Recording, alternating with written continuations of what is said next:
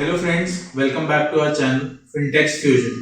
हमने रिसेंटली अपने क्लाइंट्स में ये रेगुलर क्वेरी देखी है कि हम किसी भी कारण से रिटर्न फाइल नहीं कर पाए, तो अब उस केस में क्या हो सकता है? क्या हम पीछे के रिटर्न फाइल कर सकते हैं कि नहीं कर सकते? तो हमारी आज की वीडियो इसी टॉपिक पे है। तो गर्वित, जैसे कि आप जानते हैं कि आज की डेट में आईटीआर एक बहुत नेसेसरी डॉक्यूमेंट है। तो क्या आप भी ये क्वेरीज रेगुलर बेसिस पे फेस करते हैं कि ड्यू डेट निकलने के बाद आपके क्लाइंट्स आपको आके बोले कि अब हम रिटर्न कैसे फाइल कर सकते हैं? बिल्कुल, अभी बहुत क्वेरीज आती हैं। कई क्लाइंट्स कई और अदर एसएससीज रिटर्न फाइल करना भूल गए। एंड जैसे कि आपने बोला कि आज की डेट में आईटीआर का डॉक्यूमेंट बहुत नेसेसरी हो गया, बहुत जगह रिक्वायर्ड होता है। बिल्कुल। तो काफी लोगों ने रिटर्न फाइल करना भूल गए, तो एक बार दूसरी क्वेरी आती है, क्या हम अपनी रिटर्न फाइल कर सकते हैं और कितने साल की कर सकते हैं? कई लोग तो 2-2 साल रिटर्न फाइल करना भूल गए, उनको अब याद आया, तो फिर वो हमसे जरूर ऐसी क्वेरी पूछते रहता है।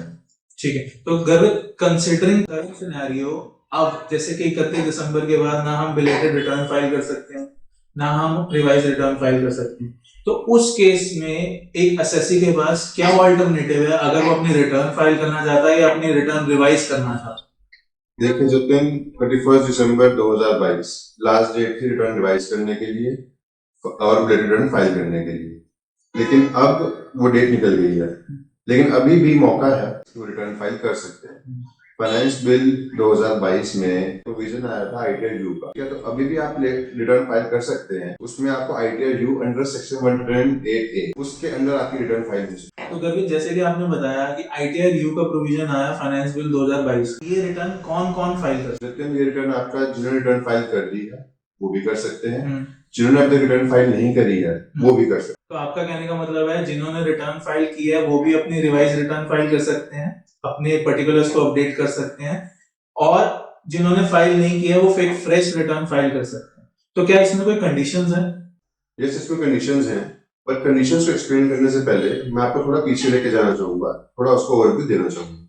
तो आज से 5 साल पहले प्रोविजन था कि आप रिटर्न को रिवाइज कर सकते हैं, या बिलेटेड रिटर्न है जिन्होंने रिटर्न फाइल नहीं करी है वो फाइल कर सकते हैं 1 year from the end of the relevant assessment year. For example, financial year 21-22, इसका असेसमेंट ईयर हुआ आपका 22-23, तो आप 31 मार्च 24 तक इस रिवाइज रिटर्न भी कर सकते थे और बिलेटेड रिटर्न भी फाइल कर सकते थे। गवर्नमेंट ने इस टाइम को और रिड्यूस डाउन किया, इसको इन्होंने कर दिया till the end of the relevant assessment year. मैं सेम एग्जांपल लूंगा, फाइनेंशियल ईयर 21-22 असेसमेंट ईयर 22-23, तो आप 31 मार्च 2023 तक ही फाइल कर सकते थे, रिटर्न को रिवाइज कर सकते थे प्लस बिलेटेड रिटर्न फाइल कर सकते थे।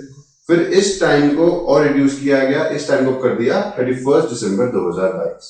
लेकिन फिर इसके बाद फाइनेंस बिल 2022 में ये सेक्शन लेके आया 108A, इसके अंदर आप फाइल कर सकते हैं आईटीआर यू। उसके अंदर time limit the 24 months from the end of the relevant assessment year. तो अभी जो डेडलाइन 31 दिसंबर 2022 की, किसी ने रिटर्न फाइल करना भूल गए हैं, कोई रिवाइज करना भूल गया है, अपडेट करना भूल गया है, तो आप वो आईटीआर यू में कर सकते हैं।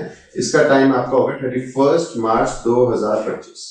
तो इसमें कंडीशंस हैं कि एक तो आप इसमें रिटर्न फाइल नहीं कर सकते, लेकिन किसी की इनकम 2.5 लाख से ऊपर है और 5 लाख से नीचे है तो वो इसमें रिटर्न फाइल कर सकते हैं, उनको लेट फीस देनी पड़ेगी जो कि 1000 रुपीज है।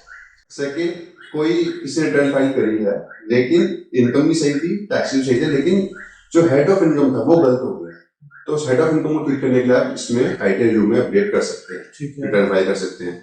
किसी का टैक्स बन रहा था और अब उसने चेक किया कि इनकम भी बढ़ गई है, टैक्स भी एक्स्ट्रा बन रहा है, तो भी आप इसमें फाइल कर सकते हैं। और कोई रिटर्न फाइल करना भूल गया, इससे रिटर्न फाइल नहीं करी और उसमें टैक्स बनता है, तो वो भी इसमें रिटर्न फाइल कर सकते हैं।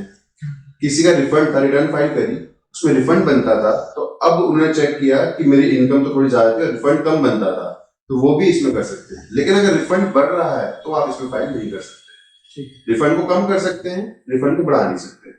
ऐसे ही सेम, अगर आपका जो लॉसेस है, किसी ने रिटर्न में कैरी फॉरवर्ड करे लॉस, टाइमली फाइल करी, लेकिन अब पता लगा कि लॉसेस ज्यादा कैरी फॉरवर्ड हो गए, तो उसको रिड्यूस करना है, तो आप इस रिटर्न को फाइल करके लॉसेस रिड्यूस कर सकते हैं। लेकिन वाइस वर्सा, अगर आपको लॉसेस को बढ़ाना है तो वो इसमें नहीं हो सकता। सेकेंड, आपका और भी कंडीशन है, जैसे किसी का असेसमेंट चल रहा है या किसी का सर्च एंड सीजर केस चल रहा है, तो वो इसमें रिटर्न फाइल नहीं कर सकते। ठीक है, तो इन नटशेल अगर मैं इसको समराइज करना चाहूँ तो मैं कह सकता हूँ कि जो भी गवर्नमेंट के बेनिफिशियर है वो आप कर सकते हो। अगर आपके टैक्सेस बढ़ रहे हैं तो आप ये आईटीआर यू फाइल कर सकते हो। Yes, absolutely. तो अगर इसमें कोई हमारे को एडिशनल चार्जेस या एडिशनल टैक्स पे करने की भी रिक्वायरमेंट है?